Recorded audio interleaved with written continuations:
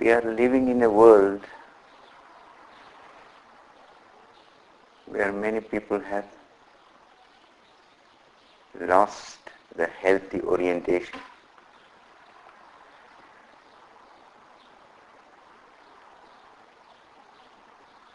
And the characteristic of that is, once we take some basic wrong step, once we start from one misunderstanding, and without understanding it, without realizing it, without confronting it, go on further in the same direction, imagining it, defending it to be right, and trying to prove oneself right, then it is a whole series of entanglement in such a process of unclarity and misunderstanding. And that is where we find the modern world in.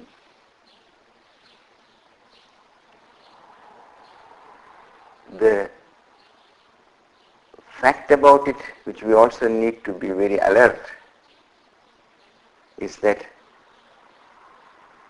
those who are going in this kind of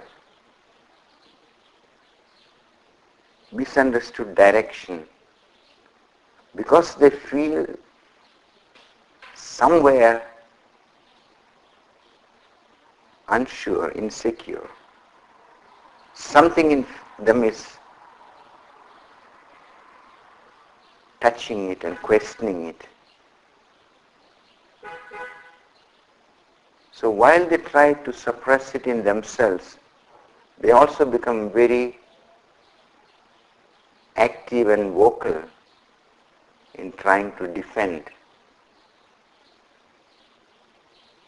in trying to prove they are right. So there is a lot of entanglement and the attempt to justify, prove that they are better in this kind of way of going, even though many things of their life shows that something is not going right. But rather than trying to understand it and go carefully, there is a tendency in the human being to go on defending, to go on proving that one is right. And this unconsciously and automatically repeated habitual process leads the human being more and more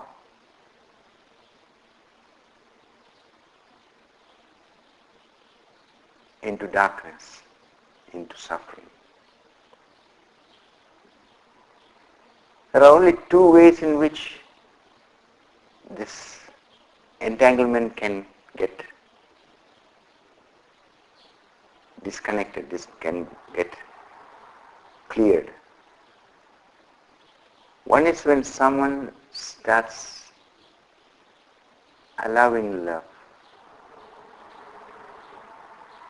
Someone starts, recognizes that a certain way of going about is not really loving. It is not the right sensibility. When they are touched by love and when they are somehow having the opportunity to really allow the love in their heart, then it can enable a new orientation and rediscovering themselves. But it is very small percentage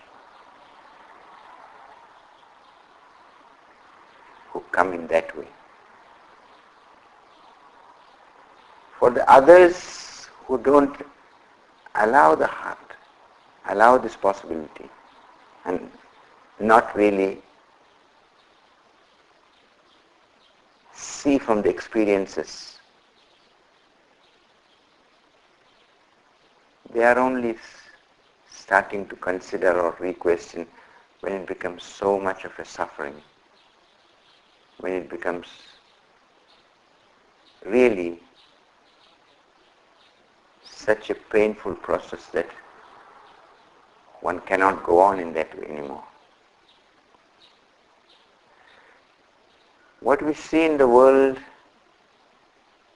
as depression, as many psychological disbalance processes, and the resulting entanglement in alcohol and drugs, and also legally prescribed drugs, that can reveal that something has to be very carefully reconsidered, that the humanity needs to sincerely and courageously question. But very often we go on postponing, avoiding, and try as much as possible to hold to the status quo. It is also understandable because confronting, questioning, reconsidering means seeing that with which one was identifying for long is not the real understanding, the real truth. It's not the real basis. And to let it go.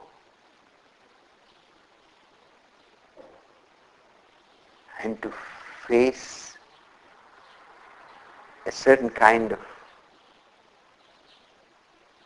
aloneness, loneliness. Because when you are not following the mass mentality, which seems to go in a certain feverish way, you look like you are an outsider. You don't somehow fit into the whole thing. And that is very frightening. So it is also connected with many challenging factors. And that is why one has very carefully to consider, to bring the awareness in life as carefully as possible and see what is significant, which direction one needs to give the energy. Because whether you want it or not, whether you are aware of it or not, you are giving each moment a direction to the energy in which direction it can manifest. If you become alert about this process and see that is where you have the chance, you have the possibility, you have the responsibility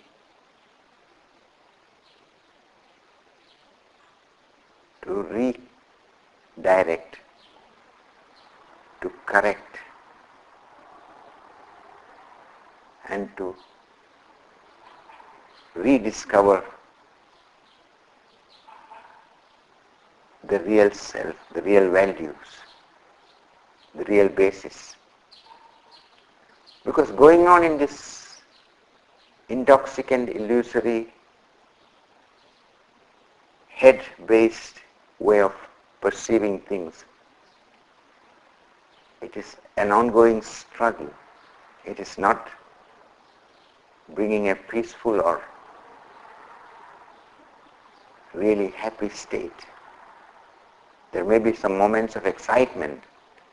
There may be ways and means which one has learn to suppress deeper feelings and sensibility. So one has to realize that it is a very deep inner individual responsibility.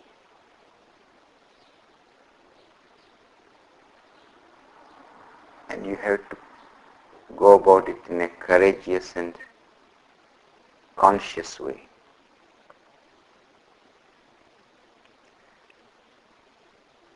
Of course, when you start seeing it, when you start realizing that that is what is valuable, and when your own experiential understanding makes it clear to you that even if it looks in the beginning difficult, even if it means facing the loneliness and emptiness and confronting all these misunderstood values and having spaces where one has really to look and learn,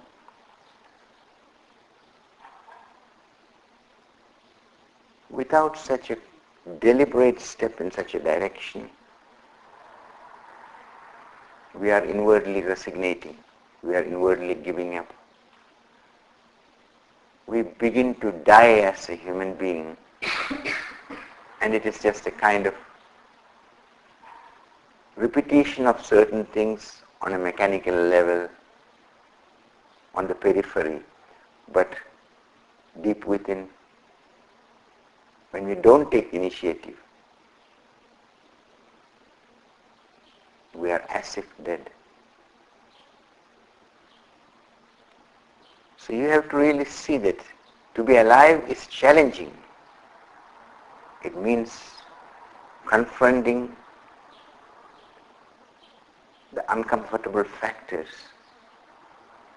confronting the fear, going beyond this approach of clinging to the comfortability and ease, and looking what is true, what is valuable. But in the process you will see that that is what makes the difference, and that is what is deeply fulfilling, and that is what makes all the sense.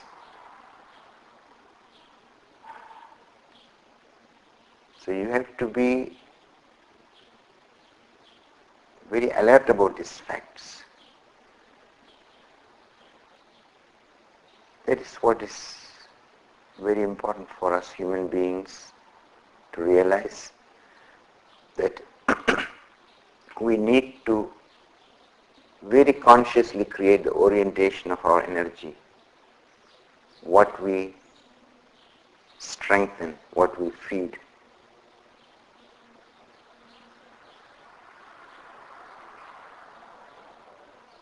And through this conscious orientation,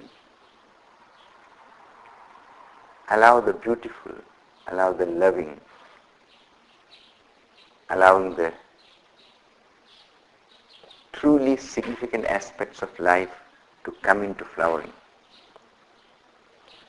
The true goodness comes in our life when it is arising from our consciousness and love. It is not just following an idea of good and trying to create an image without looking carefully and deeply. It is through looking carefully and deeply, in the light of the intelligence, in the light of the sensibility of the heart, that the true goodness can manifest through us. And that is very, very important, because that is what makes oneself fulfilled and free, and that is what will contribute to the world, to the society, to the fellow human beings, to the friends and the family to whom we all want to share give something.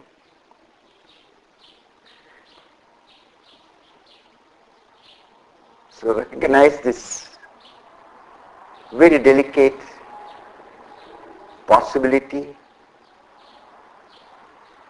and also the responsibility which is connected with it, which is an individual adventure, where you have again and again to reconsider, to reorient, to stay wakeful.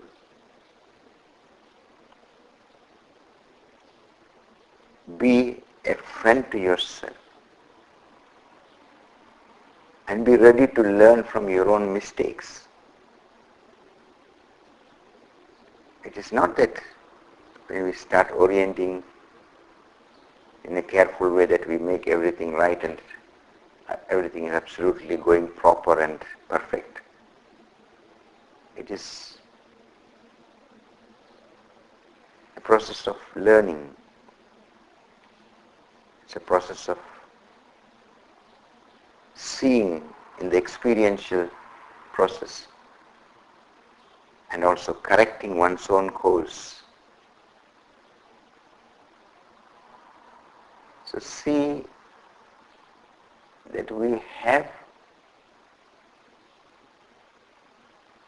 from our authentic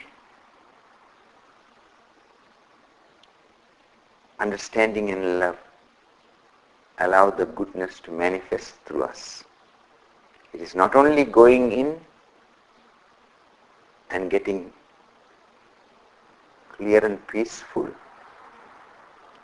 it is also becoming creative and sharing with the world that what you see, that what you understand,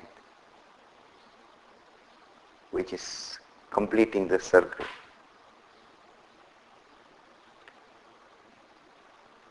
So even though there is so much disorientation, so much entanglement, and so much noise made from unsensible and uncreative approaches,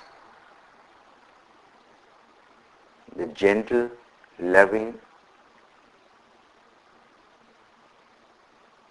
quiet, peaceful, creative orientation to life has to be allowed.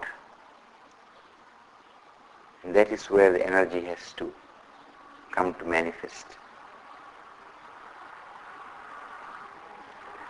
That is where you can go beyond the narrow idea of oneself, which is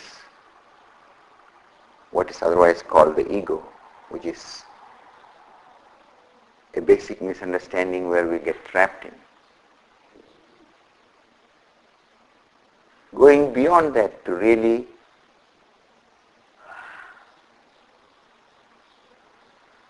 connect to life, connect to the world with the right inner sensibility. That is the challenge. And that is possible, and that is what will make the real difference. That is what enables us to realize the true potential of love, the true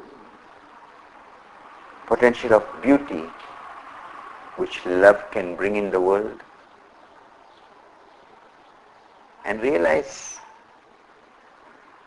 how much blessed we are in being able to be in this life process and also be able to come in touch with this possibility to awaken, to realize and be truly fulfilled and be free. To live a life which is authentically loving and is inwardly peaceful.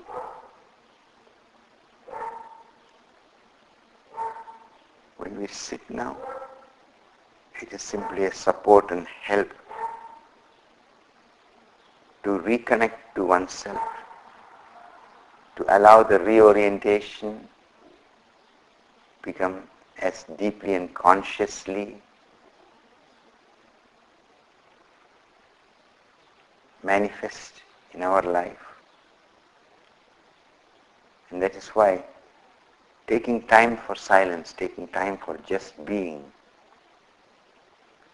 is allowing the space of clarity, allowing the space of an inner distance to the whole roles and goals which we play in this world. And with this inner distance, we are able to go about it all in the right, sensible and healthy way.